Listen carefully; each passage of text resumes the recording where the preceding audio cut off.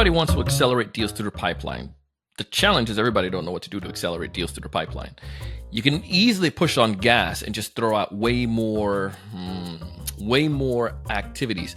But are those activities really working to make the deal actually get to where it needs to get to? Today, we're going to tackle exactly that. And ooh, you're going to love this. Some good stuff. Check it out. Hey, everyone. Welcome to another great episode of the Sales Evangelist Podcast. I'm your host, Donald C. Kelly, the Sales Evangelist. And I'm so excited for another great episode. I'm so excited to be here with you today. And on this episode, I almost knocked over my water. I have the one and only Bob Spina on the show. Bob actually was one of the individuals that helped Gong when they were under 20 million to get them to where they are today. Just totally grew that organization when it comes to sales. And he's not only worked with them, he's worked with major organizations, people like Adobe. And he is a SaaS enterprise level genius, I would tell him. And Bob would probably be humble and not say, accept that, but I'm telling you, he is. He knows his stuff. And you're going to see it in our conversation, some of the dialogues. You're going to understand that he's not just done this for one company, but he's done this multiple times. And you're going to learn about some of those great things. If this is your first time listening to our podcast, please go ahead and connect with me on LinkedIn. You can also go ahead and take this episode and share it with somebody else. And I would ask you, please subscribe, because I'll make sure we notify you every time we drop a new piece of content, because we want you to succeed. We want you to thrive and to be successful. As we dive in, Bob and I, we start tackling getting focused. We tackle the problem initially. Why we need to accelerate deals these days, and what's inhibiting us from accelerating deals. We talk about getting in focus, and we talk about making sure we stick with contacting the prospect, and we go into how we can make. It tells a story about an organization that grew their pipeline by 800%. That was a really interesting story. You'll see how he did mention that, and then working with the marketing. How do we get marketing and sales to work together? The principles, ideas, and strategies in this one, very, very easy that you can even apply. So check it out. Let's jump in. Bob, welcome to the show. Hey, Don, I'm so happy to be talking to you. Thank you. Well, I'm really looking forward to being able to discuss this topic. I'm a big fan of accelerating deals and moving deals faster to the pipeline. I think it's one of those art that an exceptional seller can do. Order takers have a hard time doing that because they're at the whim of the prospect, and it requires this next level of talent, I feel. So I'm really excited to be able to get some ideas from you, some of the strategies if you've done work with teams or work with your own internal team, and how you are helping people to accelerate them. And I know there's some ideas that we have covered here. I bragged about you a little bit in a teaser, but if you don't mind taking a second, tell us a little bit about what you're doing. Oh, thanks for the bragging. Yeah, I've done a number of high growth startups, both 4 acquisitions, 1 IPO, 1 big acquisition to Salesforce for over 1.7 billion. I think most people know me for growing the enterprise business at Gong, which we started from scratch when Gong was under 20 million. And now I'm actually enjoying advising companies and really have fun. I'm really focused on some high growth startups and anything that touches revenue. So sort of spreading my framework across a few different companies.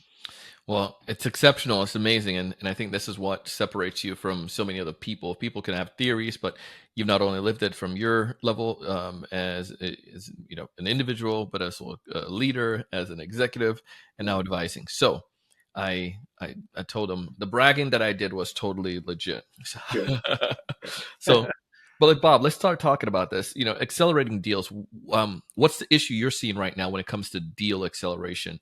Paint that picture for us. What I'm seeing right now, and it's just not with enterprise, it's really across all segments, is one, the complexity of an organization, like the number of stakeholders getting involved in a decision has increased, even in the SMB space. And what I mean by that is even at the end of the sales cycle, you might have finance or procurement, or if you're selling SaaS, come in with IT and really stress test, like, do we need to buy this? I think companies are really examining all the technology that they've purchased in the past and have put some hurdles in now to acquire some new technology. And so that's causing salespeople and sales leadership and their teams, I think, to work even harder to show value throughout the sales process. But most importantly, like, we talk about multi-threading, and it's like this term that people bounce around a lot. But if you're going to be talking to finance at the end, let's try to pull them forward. If you know IT is going to show up, and they traditionally have it, let's build a playbook about what does IT care about, and just be consultative and build trust and guide your buyer through. Hey, you might run into these things inside your organization, even if you haven't before. So that's what I'm seeing.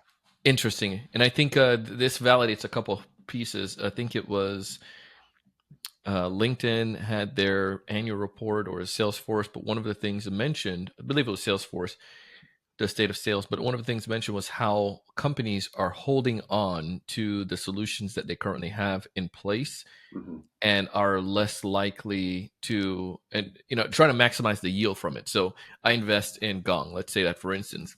Hmm. Somebody else comes along and they have this new and better thing. Do I jump ship right away? It's like, no, I need to make sure I'm maximizing everything.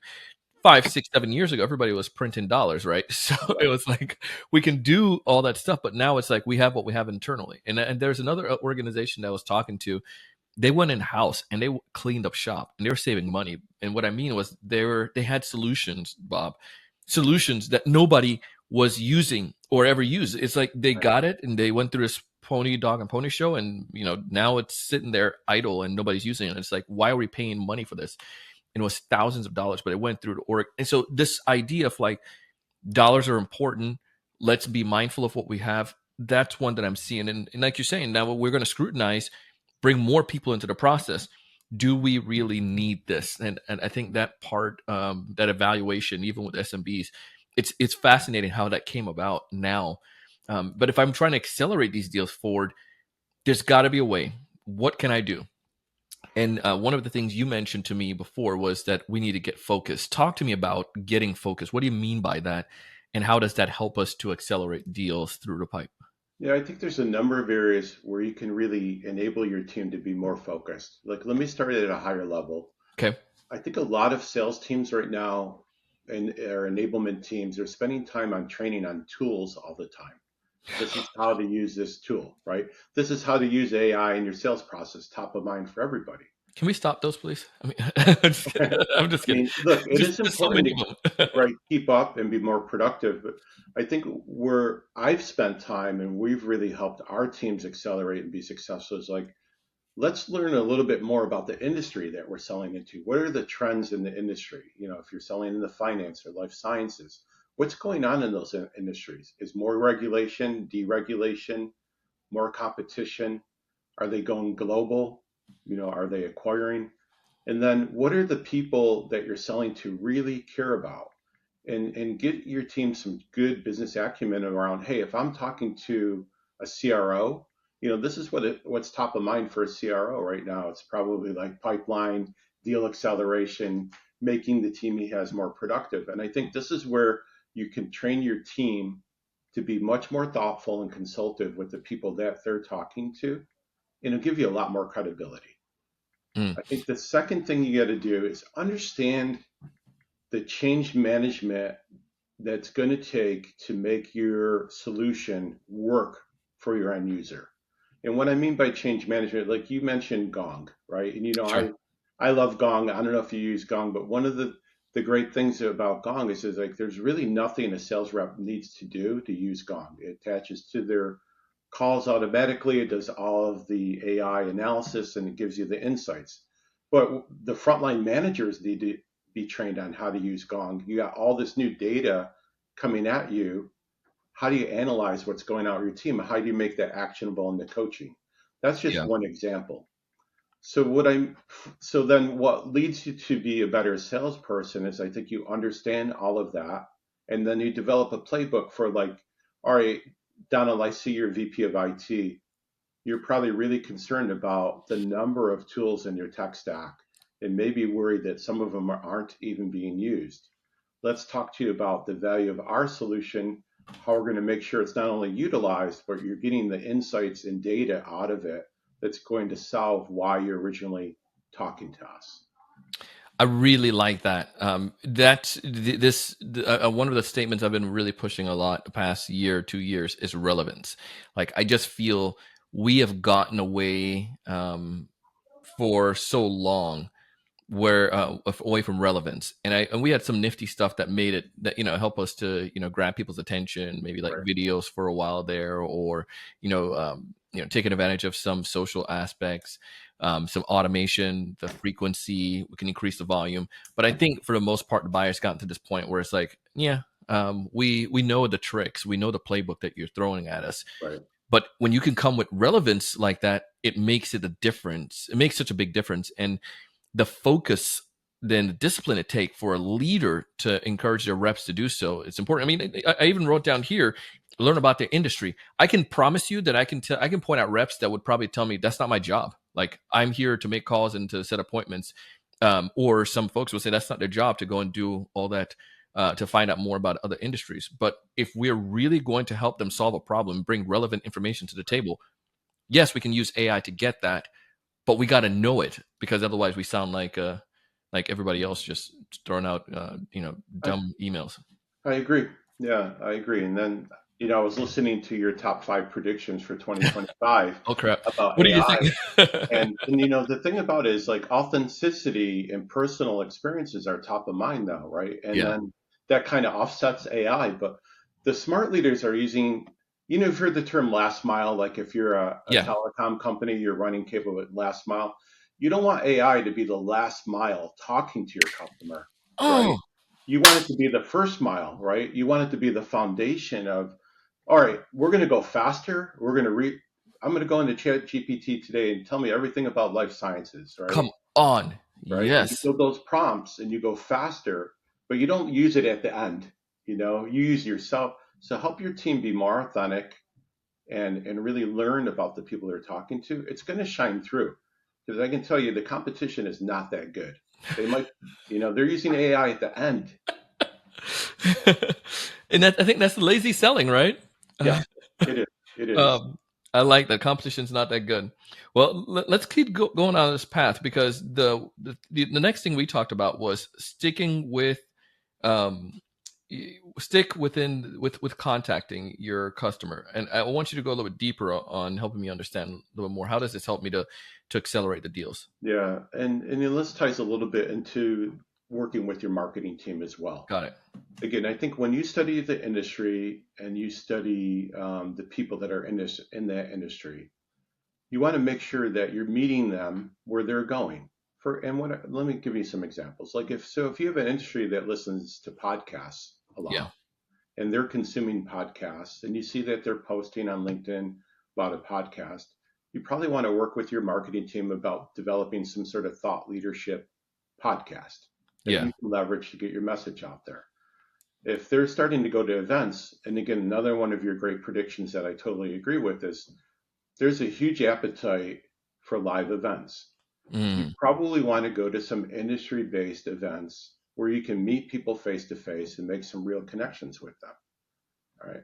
So, I yeah. mean, those are more top of funnel, Yeah. but I think you're going to use both of those to learn about how to have conversations and break through the noise of how to reach these contacts. And the third thing is, um, there's a lot of this on LinkedIn right now. Is the telephone working? Should I make phone calls? I personally believe the phone is never lost or gone out of style. And I think that a smart salesperson, there you go, is using all channels, but you're Yeah. using them in a connected way. And what I mean by that is say I'm gonna connect with you on LinkedIn. I'm going to write you an email, and maybe I'm inviting you to a thought leadership event that we're having that I think you would be interested in. I'm going to give you a call, and I might get your voicemail and say, "Hey, Donald, this is Bob. I'm the one who's been reaching out to you on LinkedIn. I just want to let you know I'm going to be sending you an email in a few minutes that you might want to read. I'm sure you're very busy. This is a thought leadership session that seems very relevant for your industry. Yeah. Let me know, and believe it or not, the open rate on that email goes up 10 or 12%. So Hmm. again, these are just examples, a little bit more prospecting. But if you're later in the sales funnel, you can do the same thing. Hey, Donald, it's Bob. I just want to share with you, I'm sending you a customer case study. This is someone very similar to you. I know you're considering our solution. You might want to take a look at it. Or I like short videos. Okay, Yes. here's a 90-second video of a similar customer, but again, back it up with a phone call. Tell the people you're sending it, and it just connects all the dots all the way through. And I think a person that's comfortable doing that will actually accelerate deals and build more pipeline. So make sure I understand correctly. I'm connecting more in more meaningful ways, multi-channel with that outreach, Yes, and being mindful that I'm not giving everyone the same food. At like you don't give a 5 year old or a 5 month old the same food you give a 5 year old. So right, if early on in a process, I may give you that the thought leadership idea is to have you come to the table, not selling you something, right. but that gets the connection, and then after that, we've probably had a disco. Now maybe I can use more of that case study to help you get across the line. And I think where people have made the mistake is like they're saying, "Well, case study good, therefore give case study throughout the whole thing." And it's like I don't No, much know if I want this yet. And you're giving me a case study no. at the very beginning. So I really love how you help to kind of outline that, how that can help us. It seems like you had enough thought on that. Yeah. No, that's exactly what it is. And again, I think the last thing we're going to probably talk about is your relationship with your marketing team or cross-functional team. And these are all the different areas that they can help you. It's delivering the right material at the right time in the sales process. Yeah, Yeah. case study used to really, I would be saying like, you haven't even learned about my use case yet. Like, yeah, that's great, but why is this relevant to me? You want to shoot that shot when you're ready to do it, and that's what I really believe of how to nurture through the pipeline. You had an example where somebody understood where the buyers were, and you talked about how they saw you. There was an 800% growth. I don't know if I wrote that down right. Am I right on that? Yeah, Pipeline grew by 800%. That's yeah, a story. I wish I had some popcorn, but I'm sitting down ready to hear this. yeah. I mean, this is a case of us really studying the market. I'm going to give you an example where it worked and an example where it didn't work. Okay. All right, let me start where it didn't work. I was leading a cybersecurity organization, and I had a sales team that insisted on trying to reach CISOs through LinkedIn and phone calls. These folks like securities, they're not going to talk to you if you're a stranger, and Yeah. they put all their eggs in that basket, and it really didn't work. Where I had on the same team some folks that said, "Hey, I'm going to start going to security conferences, and I'm going to get introduced to a CISO from another CISO, like just Yeah. person to person." And it was a slower, high road of building the pipeline, but eventually they networked their way to all the key CISOs at their accounts. And that was the pipeline that built over 800%. And What? that gentleman closed the largest, I think it was a 21 or $23 million deal. Even in Cisco terms, that's a big deal. And it took him a while to build that credibility, but he also came up with some great ideas. Like we hired a retired FBI agent who dealt in white collar crime and cybersecurity to come start giving small talks over dinners to CISOs. So we started to draw them in more Mm. face to face, more through a network. And that's really how we grew. And it's, again, figuring out where your prospects go, where they meet, and are they going to meet you on LinkedIn? Are they going to meet you at a conference? Like, spend time understanding where they are. This way, you're not burning through all these KPIs of phone calls, LinkedIn activity, and it's not working. Yeah. And I think as a sales leader, you got to understand, like, that's the thing. Like, you have to lead that team in the right way, too. Like, hey, do you know who your top 20 CISOs are? Let's get on LinkedIn and see who they're connected to, and let's ask for introductions versus pounding the phones, trying to get in there. Such a big difference with Yeah, that. Um, Well, speaking on that, I think this idea of that cross collaboration amongst different departments, this one individual can do this. I think it's more effective when we can work collaboratively across the board, like you were talking about sales and marketing. And marketing probably can hit them, low, hit them high, and sales rep can hit them low when reaching out to these individual. But how do we make sure that they have a plan? Like I think that's where people fall short. Like we know that those departments should be working together, but how do you ensure they have a plan? yeah. I mean, I think again, if we're talking specific to SaaS, Yeah. most marketing organizations now have a common goal with sales. Usually, you'll have someone in charge of demand gen, or they'll have a pipeline goal and or MQLs or so on. And what you want to try to do, and I've really had great relationships with marketing, most recently like Tessa Barron and On24 and Colin, our CMO. Well, yeah. Those folks at Gong. I mean, Udi at Gong was amazing. Russell, like we just got together and we said like this is our go-to-market plan, and we were mostly outbound, Yeah. right? So we just drew together a program of like this is our target market. This is how we're going to track them at the top of funnel. This is the deliverables we need to do it. This is the event strategy. Like it just, I don't know. There wasn't us or them. It was just like we were working together as one. And ultimately, they wanted us to close business. So I don't know. I've always had really great cross-functional relationships, but you have to spend time with them to learn what's important to marketing as well. And so you just can't expect them to show up like, oh, here's our plan. This is how we're going to do it. Like, no, let's get together. If I need $50 million worth of pipeline, how are we going to do that together? What's inbound? What's outbound? You know what I'm saying, Donald? It's just the more thoughtful way to run the business, and you're in it together at the end of the day. No, I couldn't agree with you more on that. The last part there, in it together, I think where the more you can get everybody to understand what they need to do and how they're being judged on success within their roles, and how we can help each other with that, achieve an end result, I think makes things magical. And it's very few and far between where organizations get that right with those multiple departments. I got some ideas here. I know I got some stuff that's going to help me accelerate deals going forward. But if there's one major advice from everything we talked about today, maybe it's a leader listening to this and she's thinking this was great, but I want to know, maybe apprehensive or still don't know what to do. If there's one major thing, one major action to take, or if it's a rep and he's thinking, I want to accelerate some of these deals as an AE and SaaS enterprise level, what's that one major advice they should leave with from what we shared today?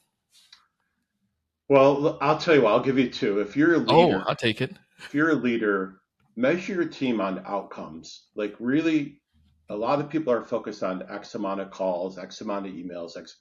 Take a look at the outcomes that your team needs to be successful. What are the quality connections they need? And then work backwards from there to figure out what are the key activities to do that. And then if you're a rep, don't let things be a thief of your productivity. In other words, like if you know what you need to do, just do it in a thoughtful way. Like don't stay and spray all over the place. Like really do some research. Slow, like we talked about doing it, slow down to go faster. So on the rep side, I would just say be careful of your time. Make sure the activities you're doing really move the needle. And do a little bit of extra research. It's going to pay off in the long run. It might frustrate you in the beginning that you're going a little slower than your teammates, but you're going to win the race, believe me. So maybe a little longer answer than you wanted, but those are the two things. I take that. I take it. Well, this is great. If folks are listening, they want to connect with you, perhaps there's a way that you can, help with their work with their organization. What's the best way for them to connect with you? I would just say go to LinkedIn, and hit me up on my profile, or it's bspina@gmail.com is my personal email. I'm glad to help. And actually, I will be doing a follow-up. A lot of people are asking me about my strategic micromanagement already. So I'll follow up later this week on a post on that for everybody. Well, we'll look out for that and make sure to share some love with it. Bob, thank you so much for coming on the show today. Appreciate you. My pleasure, Donald. Thanks for having me. It was a blast. Anytime. That was Bob Spina. Tell him that you heard him here on The Sales Evangelist. Bob is actually in South Florida as well, so Bob and I are looking forward to connecting and hanging out. Grateful for you coming on the show today, Bob. And as always, we highly recommend you go and connect with this man. He has great information. We have a link down in the show notes so you can get to his LinkedIn profile. And speaking of LinkedIn, if you as a sales rep are struggling to utilize LinkedIn or to maximize your sales performance and you want to get some guidance, you want to get some practice, you need some help and some coaching, you should check out our mastermind. We have a new one launching later this quarter, and it's the Sales Evangelist Mastermind, where every week we get together a sales rep, we practice, we improve our game, you get feedback, live coaching, so to speak, in a group setting. Small groups, so you're not with hundreds of people, groups of 12 individuals in a cohort. And I would love to have you join our next one. You can find more details by going to thesalesevangelist.com/mastermind. Again, thesalesevangelist.com/mastermind. As always, I want you to thrive. I want you to succeed. I want you to raise your level of thinking. But most importantly, I want you to go out and do big things. See you on the next one.